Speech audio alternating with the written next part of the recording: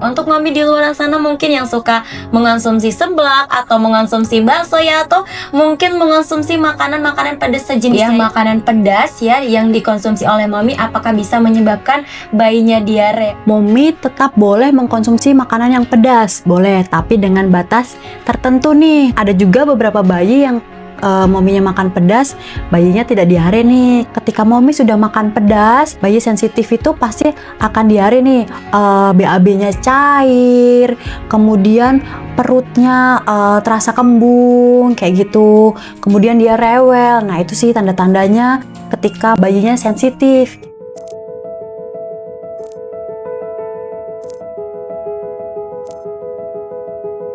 Ngobrol santai seputar ibu dan bayi bersama expert Momies.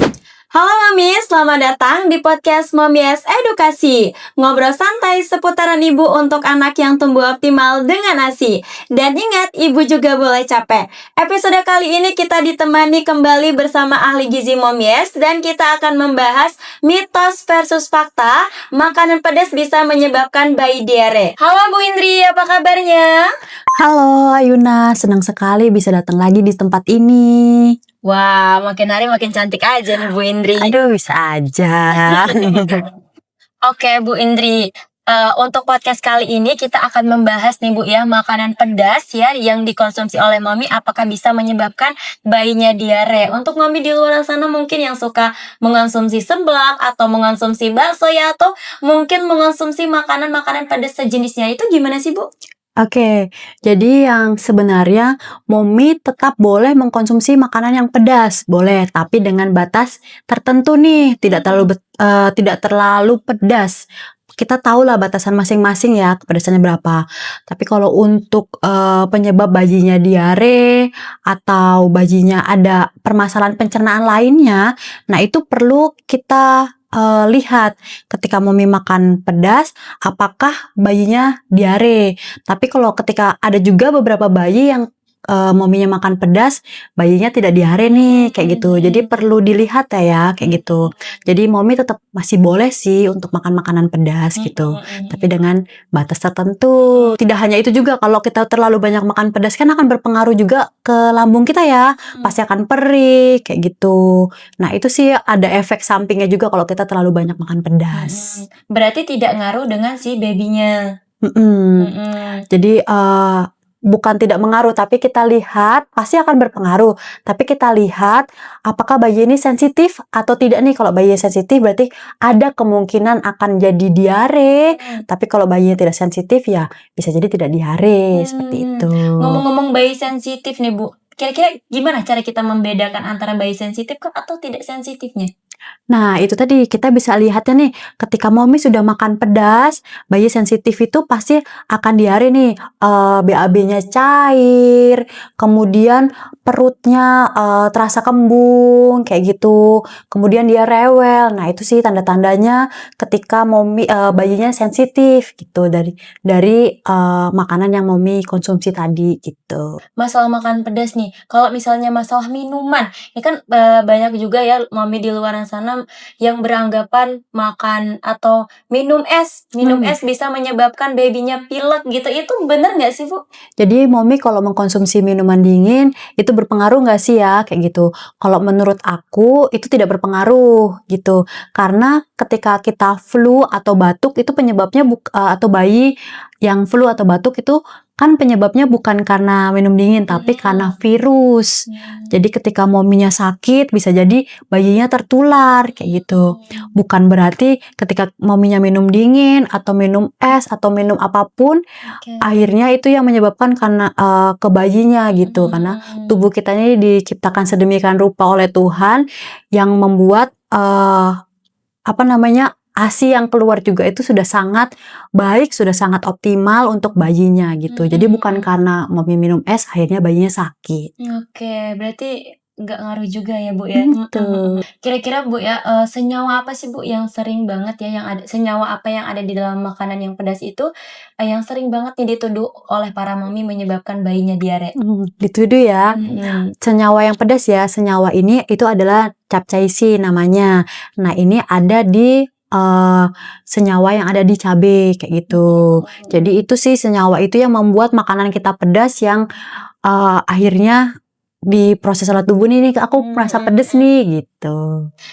Masalah makanan nih, ya Bu ya. Kapan sih Bu kira-kira Mami harus mengevaluasi nih makanan yang dikonsumsi oleh Mami untuk baby ke depannya?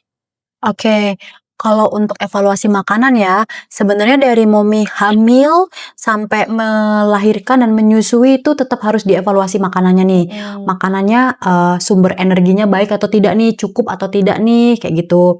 Adik kuat atau tidak, kayak gitu. Tapi untuk bayi yang alergi, Mami bisa mengeliminasi nih. Misalnya ketika Momi makan telur, oh bayinya ada timbul alergi. Nah itu berarti Mami eliminasi telurnya. Atau ketika Mami minum susu atau makanan tertentu yang menyebabkan bayi alerginya, nah itu perlu dievaluasi makanannya seperti itu. Oke, untuk masalah makanan Bu ya, kalau misalnya makanan apa sih Bu yang dikonsumsi oleh para Mami yang sering banget ya terpicu reaksi pada babynya? Makanan yang memicu reaksi alergi ya, contoh salah satunya tadi itu telur. Telur itu ketika Mami konsumsi bisa jadi ketika Mami alergi telur, anaknya juga bisa alergi telur. Kemudian ada juga protein susu sapi tuh. Banyak nih kasusnya yang anak-anak alergi protein susu sapi. Baik dari konsumsi ibunya, kemudian ke anaknya. Bisa juga ketika MPASI nih, ketika MPASI anaknya diberikan susu, ternyata dia alergi susu sapi gitu. Jadi lumayan banyak juga ya Bu ya. Nah kalau misalnya para Mami di luar sana kan biasanya Mami juga sering overthinking ya, takut makan ini, takut kenapa-napa untuk babynya gitu. Nah kalau Mami yang banyak banget pantangan itu, kira-kira resiko untuk babynya tuh gimana sih Bu? Jadi untuk Momi yang sedang menyusui itu tidak perlu ada pantangan-pantangan tertentu.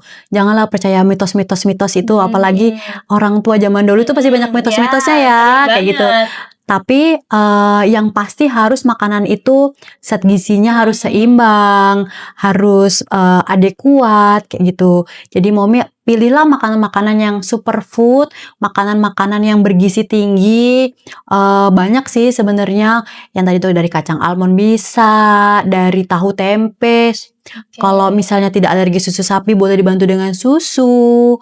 Kemudian ya sumber-sumber karbohidrat dari nasi, kemudian ubi, kemudian jagung. Nah itu banyaknya. Lebih baik pilih makanan kayak gitu. Jangan pantangan-pantangan. Nggak boleh makan ini, nggak boleh makan itu. Makan aja, tapi dengan batas tertentu gitu. Oke, Bu Indri, wow menarik sekali ya Bu ya. Untuk Bu Indri mungkin seperti biasa kita sudah di penghujung waktu. Pesan-pesan untuk maminya, untuk para mami yang sering banget makan pedas nih. Oke, untuk Momi-Momi nih yang sering makan pedas, boleh Momi makan pedas, tapi dengan aturan atau dengan batasan tertentu yang baik, yang tidak juga mengganggu pencernaan Momi. Karena Momi yang tahu sendiri nih, batas pedas Momi itu seberapa sih, kayak gitu. Memang tidak berdampak langsung nih untuk babynya, tapi tetap harus dilihat apakah ketika Momi setelah makan pedas, bayi Momi juga ada reaksi alerginya atau ada diarenya atau ada masalah pencernaan lainnya. Nah itu yang harus dievaluasi seperti itu ya Mami. Wow, luar biasa. Untuk Mami jadi kesimpulannya ya, Mami boleh mengonsumsi makan pedas, tapi ingat jangan sampai berlebihan karena yang berlebihan itu tidak baik. So, jangan lupa Mami terus ikutin podcast Mami ya. See you.